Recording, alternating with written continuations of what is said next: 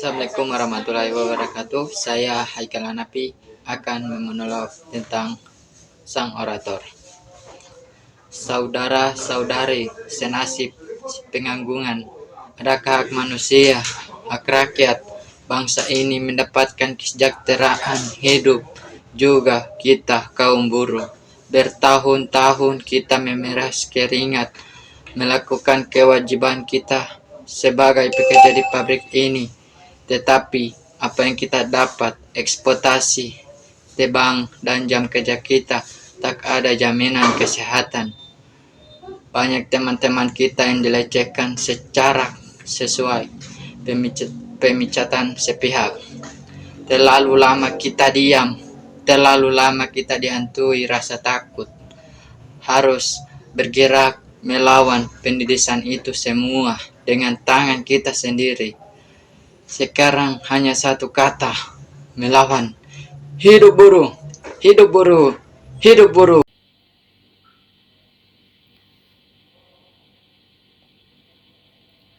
Saudara-saudara, saya di sini bukan untuk berorasi ataupun berprovokasi. Ini tidak ada kaitannya dengan demo-demo di luar sana. Saya berbicara hanya untuk didengar. Karena sekarang banyak sekali orang-orang di luar sana yang sok budek. Ya, dan sebagai generasi muda, saya ingin suara saya didengar. Harus.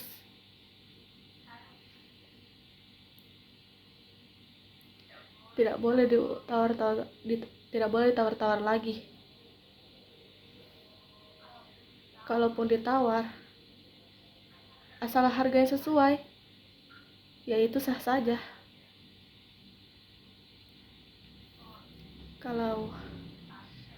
Tapi jangan salah sangka. Harga itu tidak selalu kaitannya dengan uang. Tetapi harga diri juga bisa. Ya. Dan saya berada di ruangan ini, atau lebih tepatnya di ruangan bapak saya.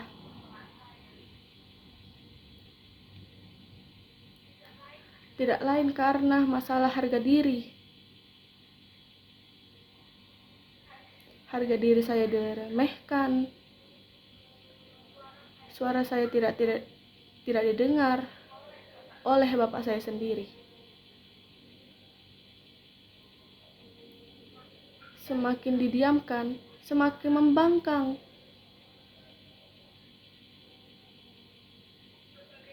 Sebagai manusia, saya merasa harga diri saya dilecehkan.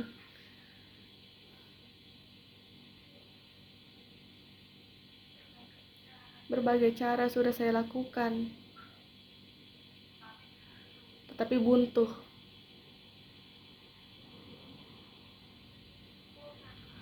Orang yang sudah memiliki kekuasaan tidak mau mendengarkan saya, kritik,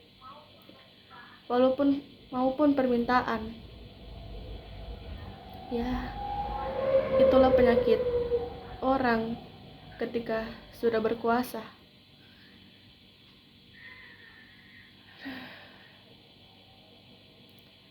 Tidak mau diusik. Tetapi terus terang saudara, saya berbicara hanya untuk ke bapak saya. Saya ingin perubahan itu ada. Ya, perubahan pada diri saya dan juga bapak saya yang selama ini hanya duduk ongkang-ongkang di kursi kesayangan dia.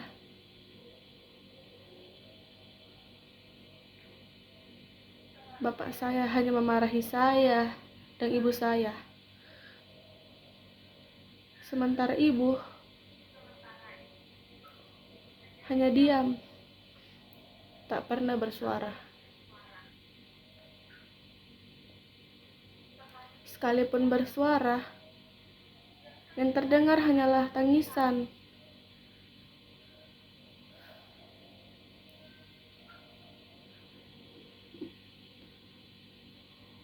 Karena itu, izinkan saya untuk memulai perubahan ini. Aku mengenai keadaan ini, aku tidak peduli, aku ingin keluar, aku ingin bertemu teman-teman, aku ingin pergi membuang sepi, atau aku tidak akan merugikan siapapun. Bertemu 1, 2, atau 3 orang teman rasanya tidak masalah, lagi pula tidak setiap hari aku pergi, tidak hari aku mengambil risiko, aku hanya terlalu jenuh, selalu ada di rumah. Yang akan kulakukan hanya pergi sedikit, bersenda, gurau, menikmati keramaian yang ada. Lagi pula usia yang berisiko tinggi itu kan 50 tahunan ke atas. Aku yang masih 20 tahunan ini seharusnya tidak terlalu berisiko. Aku juga rajin olahraga, minum vitamin, cuci tangan, rasanya tidak apa-apa. Setelah itu aku akan pergi ke tempat liburan yang aku rindukan, menghirup udara bebas untuk membuang penat. Hanya itu saja, lalu aku bisa pulang bertemu orang tuaku berusia 60 tahunan. Tapi rasanya tidak apa-apa. Aku kan cuma bertemu 1-2 orang temannya, walau di sana juga pastinya ada beberapa orang asing. Kursi tua.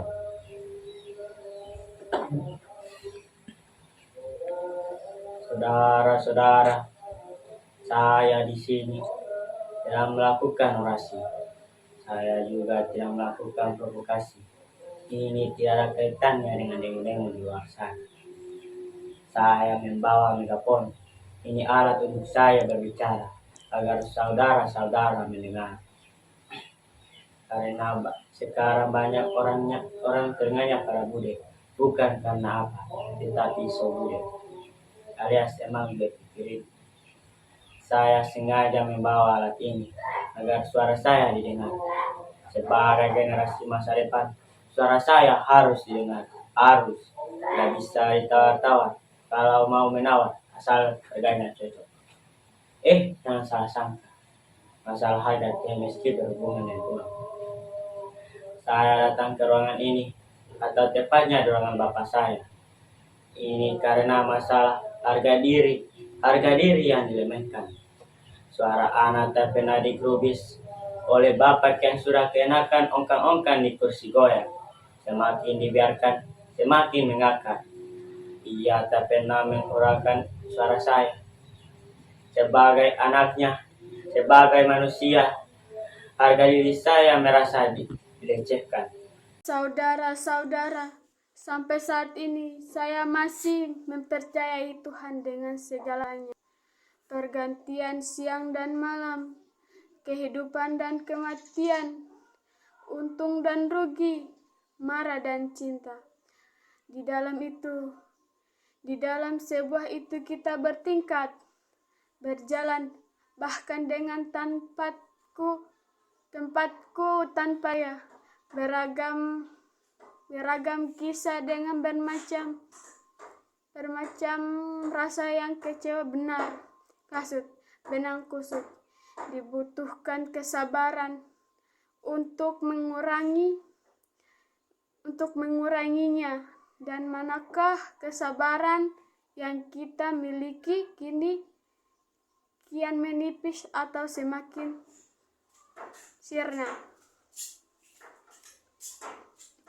Adakah orang yang menolong dan menawarkan pertolongan, memberikan kesejutaan, dapat dalam pikiran dan kesamaan perasaan?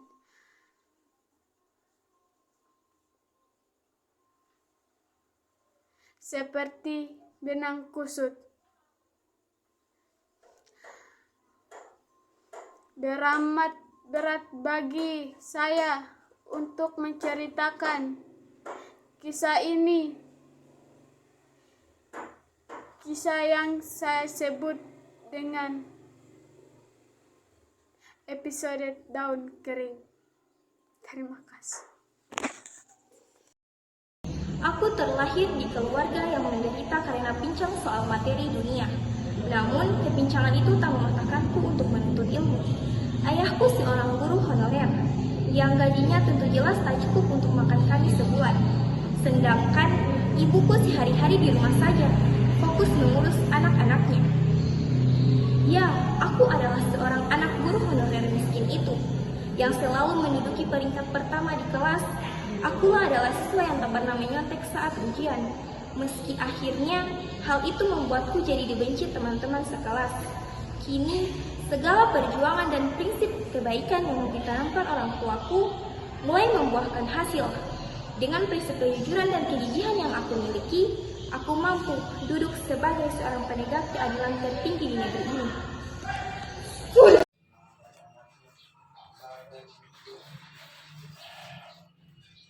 Tak ada yang lebih sial dari seorang yang ingin melucu, tapi sama sekali tak lucu. Jangankan orang lain tertawa, saya sendiri tak tertawa oleh lelucon saya. Mungkin kalian menyangka menjadi badut adalah pekerjaan paling gampang, sehingga bertingkah kocak, dan orang akan tertawa. Bila kalian menjadi saya, kalian akan mengerti tak gampang membuat orang tertawa, apalagi ketika kamu sedang tidak ingin tertawa.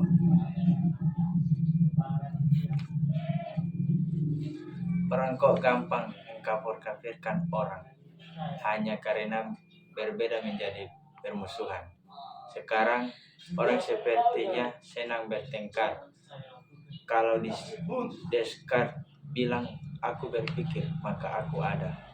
Orang yang sekarang seperti bilang aku bertengkar maka aku ada.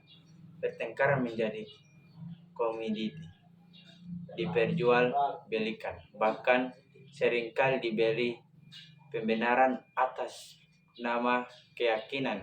Ayat-ayat digunakan untuk kepentingan kekuasaan. Mengapa seakan ada orang di hadapannya? Aduh, aku nggak nyangka kamu akan datang.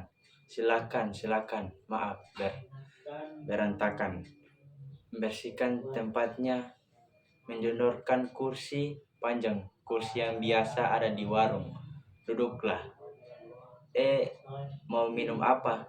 Atau mau makan? Iya, mencari makanan di antara barang-barangnya yang berantakan, tapi tak menemukan makanan apapun. Kamu nggak haus, nggak lapar? Syukurlah. Kebetulan saya tak punya apa-apa, tapi bisa penting buat vote kok. Tapi kamu yang bayar ya. Yang datang pacar saya. Loh, jangan tersenyum ngejak begitu. Badut kayak saya juga manusia, bisa paling in love dan punya pacar. Lihat itu cantik gak pacar saya, namun rasanya lengkapnya rahasia bayar.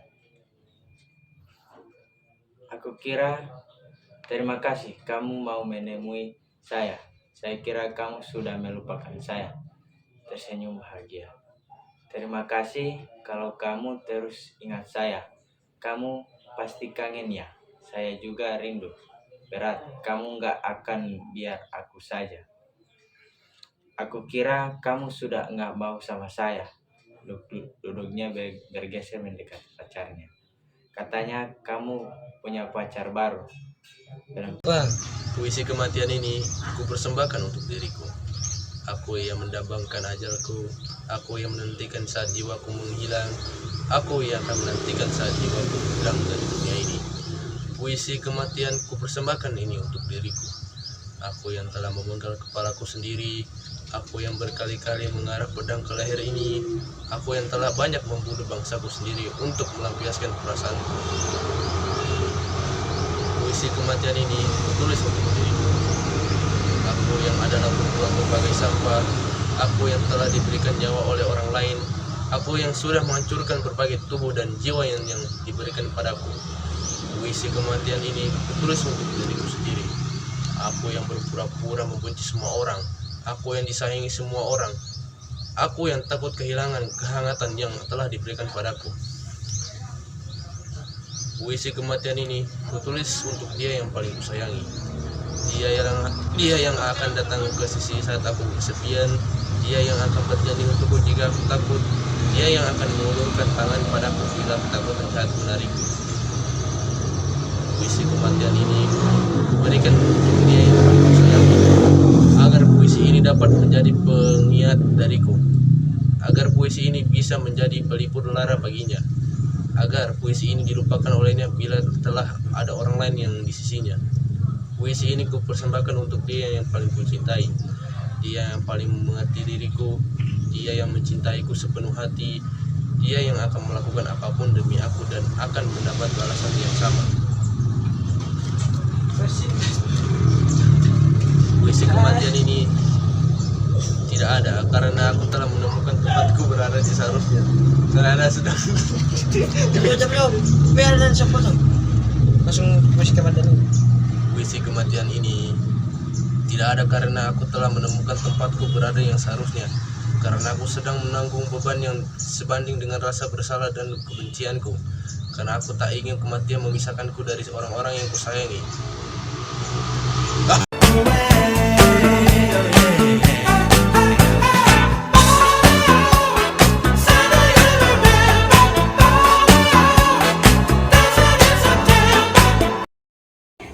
Hai, perkenalkan nama saya Ainun Toyongo, saya dari kelas 10G, ingin menampilkan hasil karya monolog sendiri. Indonesia punya pahlawan gak ya? Aku pengen tahu siapa saja pahlawannya, salah satunya siapa ya? Waduh, kamu gak tahu ya? Di Indonesia itu ada banyak pahlawan. Salah satunya yaitu Jenderal Sudirman. Siapa itu Jenderal Sudirman? Dia berasal dari mana? Dia tinggal di mana? Dan dia lahir tahun berapa? Waduh, masa kamu gak tahu sih Jenderal Sudirman? Iya, aku nggak tahu Jenderal Sudirman itu siapa. Coba kasih tahu aku. Aku pengen tahu. Jadi ini nih, Jenderal Sudirman itu adalah salah satu TNI dan juga salah satu pahlawan Indonesia. Dia berasal dari Bodas Karangjati, Rembang, Purbalingga, dan dia lahir pada tanggal 24 Januari 1916. Wah, boleh tahu nggak? Dia sebagai Jenderal Sudirman itu, dia kan sebagai pahlawan. Terus kenapa dia gugur? Jadi Indonesia lalu sering dijajah oleh negara lain dan banyak banget pahlawannya. Jadi salah satu Jenderal Sudirman itu gugur di medan perang. Jadi mereka rela berkorban nyawa demi negara Indonesia ini. Wah, ternyata mereka mau ya merelakan nyawa demi salah satu negeri. Ya iyalah. Jadi kita harus bersyukur bisa tinggal di Indonesia ini yang kaya alam. Wah, terima kasih ya kalau mau menceritakan secara singkat tentang pahlawan Indonesia. Iya, sama-sama.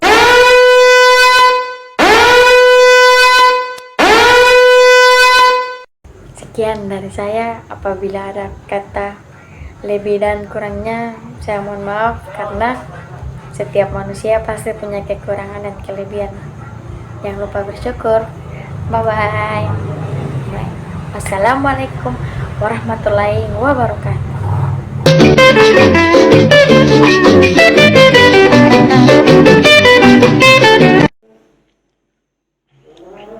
Burung perkututku yang setia, setiap hari kau sudah memperdengarkan suaramu yang merdu, sehingga hari-hariku yang buruk ini menjadi lebih indah. Bertahun-tahun kau sudah mengubah dunia yang buruk ini menjadi lebih nyaman, sehingga Kegembiraanku tak pernah hilang. Hidup menjadi menyenangkan. Semangatku untuk melawan nasib berkobar. Sehingga usiaku panjang, jiwaku penuh, dan kesehatanku tak pernah hilang.